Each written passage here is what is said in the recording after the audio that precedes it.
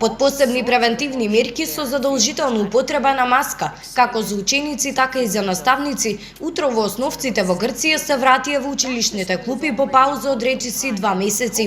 Воведена е можноста за флексибилно време за почетокот на наставата, различни големи одмори, отворање на повеќе од еден влез во училиштата за да се избегне создавање гужва како меѓу учениците, така и меѓу родителите и старателите. Училниците се опремени со антисептици, а предвидено е и често проветрување на просториите. Освен основните училишта, денеска се отворија и забавиштата и градинките.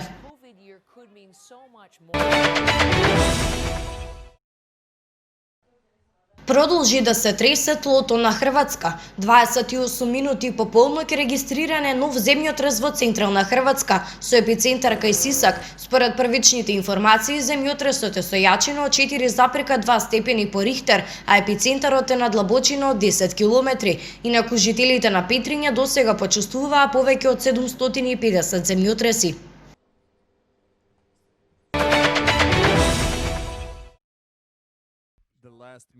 Денеска во 7 часот утринава Словенија го започна така наречениот бел штрајк, што може да влие врз сообраќајот на граничните премини, соопшти од полицискиот синдикат на Словенија.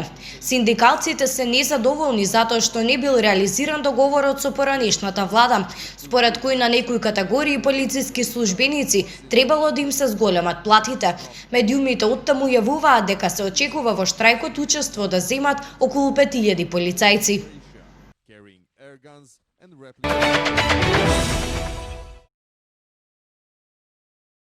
Албанските власти соопштија дека војници доставиле храна и вода до семејствата на северозапад на земјата, отсечени по поплавите предизвикани од обилните дождови во последните неколку дена.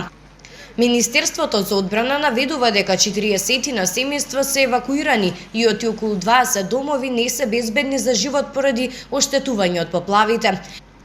Во регионите околу Драч и Скадар се поплавени 7450 хектари земјиште, уништени се неколку мостови во некои села, а има и патишта кои што се блокирани поради лизгање на земјиштето. Според Министерството, до неколку села може да се дојде само со воени камиони или пак чамци. За сега нема информации за жртви.